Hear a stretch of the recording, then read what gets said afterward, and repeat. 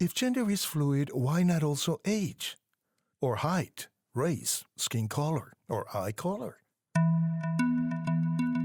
Would you believe me if I told you I was female and black, a young girl aged 12 and born under the Roman Emperor Theodosius in the year 386? Of course you wouldn't, would you? And without needing to see my face or know more about me, my voice alone tells you very clearly that I am neither a woman, nor am I black, nor am I only 12 years old, nor was I born in the 4th century, even though some people think I sound as old as that. But what if I insist, cry, kick, and say that I feel like a woman, and I feel black, and I feel 12 years old, and unless you accept it, you are denying my existence? And then you just out of politeness say, oh, well, if that's what you want to believe, then go ahead. Who am I to contradict you? Only that there is physical, genetic, and historical evidence that immediately places me as a man, Latino, of legal age, and born in the 20th century. All this you already hear in my voice. But in addition, my body and birth certificate say who I am, my race, my gender, my nationality, my religion, who my parents are, and the place and date of my birth. So biology, the direct and inescapable genetic and social evidence, come together to determine who I am. This convergence of the genetic and the social evidence is who I am, regardless of my political views or yours. We are told that being a man today and a woman tomorrow is a viable decision for everyone because gender is only a social artifice and should therefore be considered fluid, changing, capricious, and unstable, like politics or fashion. That boys became boys only because we dressed them in blue and gave them cars and soldiers to play with, while girls became girls only because we dressed them in pink and surrounded them with dolls and flowers. I have the impression that it is biology that decides in every animal and plant species who is a male and who is a female, and no one has ever asked us for our opinion or preference. Nor do I find any evidence that bees, dolphins, chickens, elephants, or tigers have any doubt about who they are.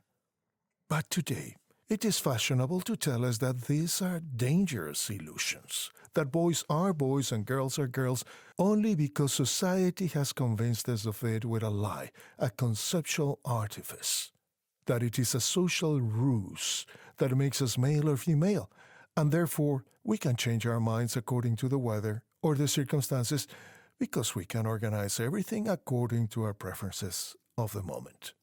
Right? Or is it that I am a man and have lived my whole life as a man only because my perverse parents brought me up to be a man? But I could still have been a woman if I had woken up in time? Could it be that? Just to let the imagination run free. Inside Vladimir Putin, there is a Vladimira Putina, who would perhaps be a little less grim than Vladimir. Are you confused? I am deeply puzzled by this news. And so I ask myself, if gender is fluid, why not also age, or skin color, and height?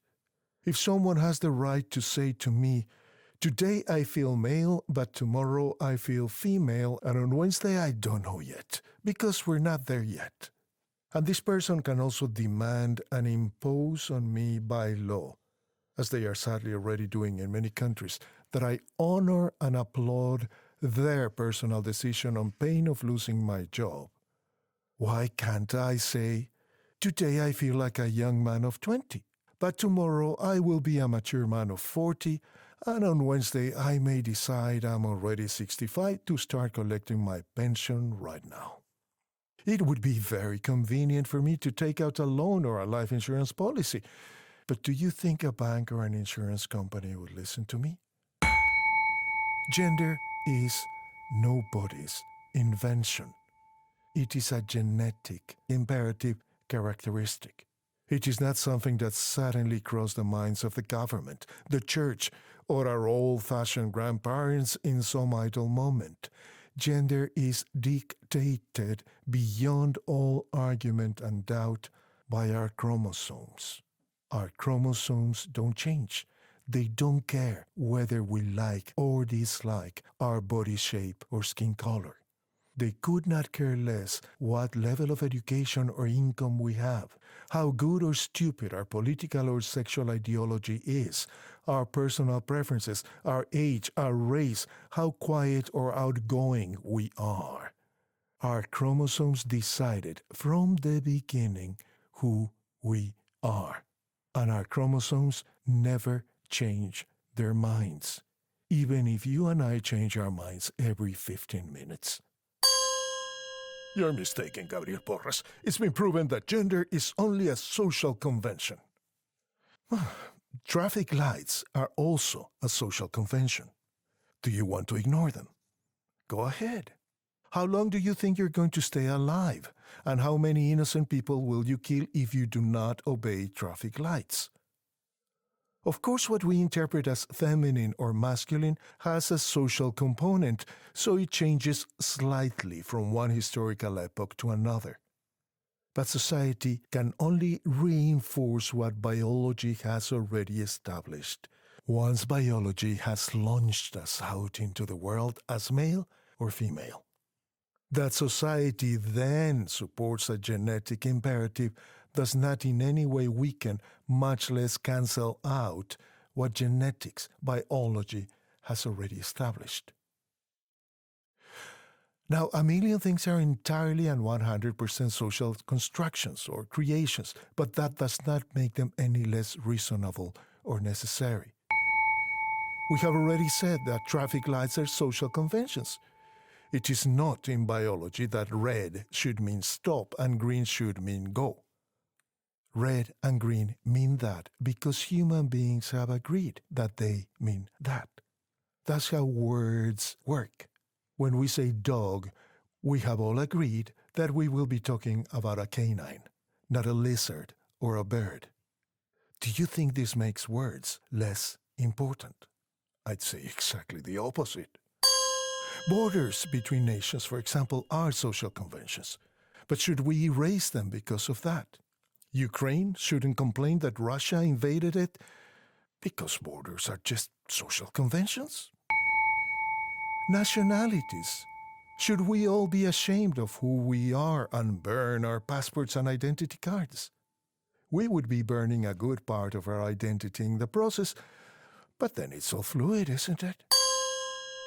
Private property is a social invention. Should we abolish it?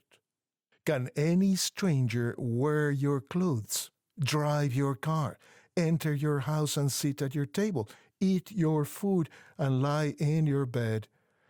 Because private property is a social invention and therefore does not need to be respected. Timetables and calendars are social artifices. Should we do without them? I feel that today is Tuesday and it's 6 in the morning, you see? But I want tomorrow to be Sunday and I want it to be 2 in the afternoon because at that time there's always football and I'm having a barbecue with my mates.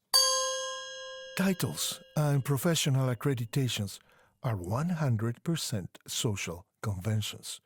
Should we ignore them?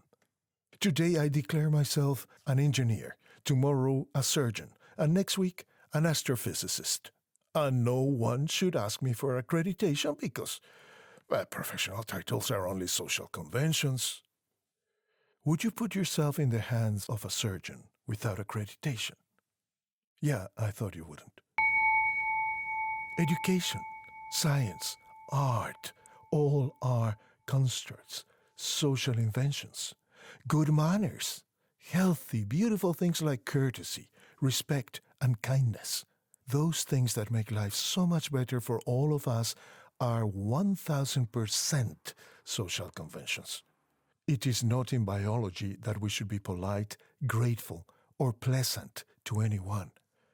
Oh, but it is such a good idea. Values such as freedom, dignity, and justice are not in nature.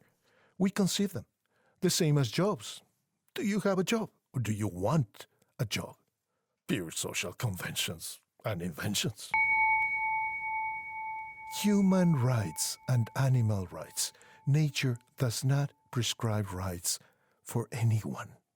All that occupies nature is the preservation of life, even if the one that survives is the ugliest, the vilest, the most violent. That's the one that survived, and it will reproduce itself. And not only physically, but ideologically as well, like the detestable Chinese communism in Tibet. Tibetan culture is infinitely more valuable and worthy than Chinese communism. But the one that will survive and reproduce itself, sadly, is Chinese communism. This is all that matters to Mother Nature, survival of the strongest, which is why we need an ethic based on God, not on Mother Nature, like Darwinism. Gay rights and LGBTQ plus groups. These are all inventions, social constructs, not biological or natural, because neither nature nor biology is ever going to be moved by our personal history, however sad or inspiring it may be. Nature, and notice I am not saying God, your culture, your parents. Mother Nature doesn't give a damn about our happiness or personal fulfillment. Mother Nature is like a super intelligent, wonderful machine whose only concern is that we stay alive and healthy to reproduce and bring to the planet new healthy individuals to keep the species alive. Do you realize how easy it is to decide from the strict point of view of biology, of nature, which sexual practices are better or worse for life and the preservation of the species? Nothing to do with theology. This is sheer biology. Our goals, dreams, happiness, all this and many, many other things are constructions, figurations, social and personal illusions. Should we erase them, abolish them, or ignore them? And if not, why not? Where do we draw the line between what is worth preserving and what is not? What is the difference? The fact that our societies have reinforced one or another genetic imperative does not mean that it is arbitrary or without a rock-solid foundation. Just as I cannot change my gender, race, height, or skin color, neither can I change my age. No matter how much I try to convince myself that I am a young teenager, my cells are already of a certain age, and that is not of my choosing. Oh. The dictates of chromosomes are biological imperatives. No society invented them. And that is why they cannot be erased or ignored by any community. My gender was decided from the first moment and forever by my chromosomes, beyond any political ideology or social engineering that might want to affect me. I didn't choose it, nor can I or my environment mend it. Just as the North will never be the South, nor will the South ever be the North, a man will never be a woman, nor a woman a man. No matter how many surgeries we undergo or how many cocktails of hormones we take each week, the most we will change will be the most superficial features of our bodies, but never our chromosomes. Alas, we can paint our car a different color, but it's still the same car. Our cells will not change. We will never be what we were not from conception. And this was dictated by biology, not by my parents, because they dressed me in pink or blue or gave me dolls or rifles to play with. I can wear boys' clothes and sing all the nursery rhymes I want. I am still the grown, bearded man I already am. I could paint my nails and put on supermodel makeup, but I'll never stop being the hairy male I already am, and I've always been. We live in society, in groups, and everyone around us knows who we really are, just as we know who they are. We can feed the most delusional fantasies about who we are, but the people around us see the truth. If I decide today that I am a boy, that I am a girl, that I am black, a hermaphrodite, or a woman, many will openly and to my face mock my childish clothes, my wig, or my makeup. And they will mock me even more and hate me even more if it is only out of legal obligation that they have to please my gender decisions or indecisions. Many others will keep quiet, strategically, not daring to tell me to my face what their eyes see, not because they agree with me, but because they don't want trouble or they don't want to hurt me. It is beautiful that they love me and want to support me so much like this. But is it that they suspect I'm weak and don't dare to give me the coup de grace that would bring down my castles in the air? Realize that if I need the people around me to support and affirm me to be who I am, all the power and strength of my identity is not in me, but the others. This happens to be the original lie we are sold, that our sexual identity was formed and affirmed by others for us. That I was a girl only because they dressed me in pink and gave me dolls to play mommy, or that I was a boy only because they dressed me in blue and gave me machine guns to play soldiers. Do you realize that instead of holding my identity in my own hands, by demanding that by law and decree others affirm me, I have handed them all the keys to my happiness, my identity, my fulfillment? Because if they do not affirm and congratulate me, they are denying my existence. But only because I gave them such power over me. By the way, did you know that not even God himself could ever deny your existence?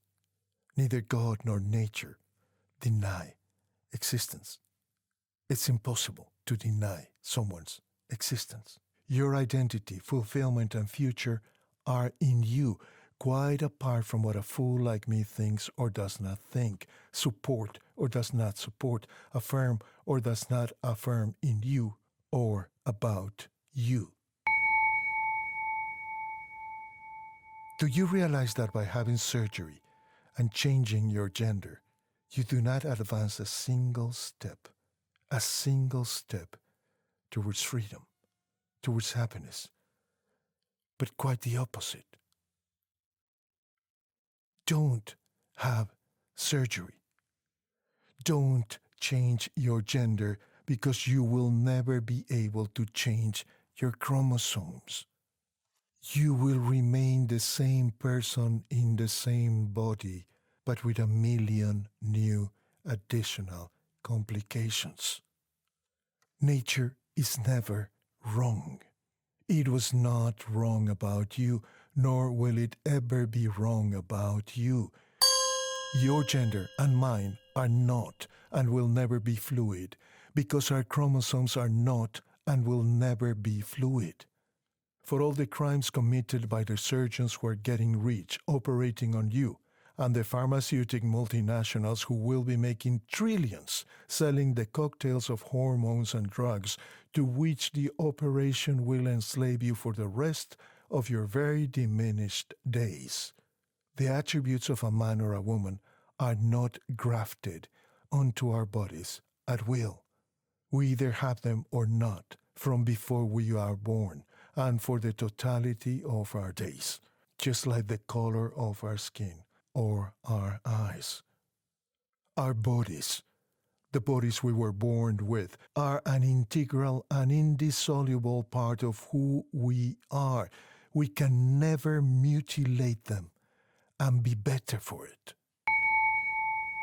Twitter recently suspended the very admirable Jordan Peterson because he dared to call the doctors who cut off an actress's breasts criminals, even though she, should we say he, they, them, insists that she is now a man, or that she was always a man, but, oh, lying, blasphemous, mean-spirited phrase, she was born in the wrong body. You know, I wanted to be a world sprint champion, and how I wish I had been born in Usain Bolt's body. But does this mean I was born in the wrong body? No. What is wrong is not my body, my physical and biological reality, but my notion, my changing mental perception of who I am or who I need to be able to be authentic and happy. Only Usain Bolt can and should be Usain Bolt. When you or I want to be Usain Bolt, the mistake is not that we were born in the wrong body. The error is that we have the wrong notion of identity. Never insult your body, because your body has never lied to you. It has done nothing but serve you to this day. Suppose that actress or actor, now without breasts, was and had always been a man and was so convinced and proud of being a man that he underwent such mutilation of his own body. Is he not telling us loud and clear that he had to have his body mutilated, his identity mutilated, that it took such a radical and irreversible intervention as a mastectomy to now, yes, finally, be able to be for the first time really who he's always been? No. Nature is never wrong. Our bodies are not and have never been the wrong body. In whose head is it possible to think that there is ever a wrong body? It is like looking up and saying that the wrong cloud has just passed through the sky. No, clouds are, and that is how they manifest themselves. We may like them or dislike them, but clouds are not and never will be wrong, just as our bodies are not and never will be the wrong body. Nature is optimally designed for life and health to triumph. And yes, once in a million there is the odd anomaly. But if we go about contradicting nature, we are opposing life itself, and that only favors the enemy of life, death. Our physical, social, and spiritual death. And that is no joke. Our gender is not and can never be fluid. It is written from the first instant and forever on our chromosomes, and our chromosomes do not doubt, change their opinion about who we are. Whether we like or dislike our lives is another matter that deserves the most urgent and compassionate attention. Still, happiness will never come with surgeries, like that woman who has undergone dozens of surgeries because she wants to be the Barbie doll. Your chromosomes do not doubt who you are. Please do not fight your chromosomes, because you will be fighting life itself. The only thing that suits all of us, you and me and everyone, is to be the best man or woman we already are, because that, what we always were and already are, will never change.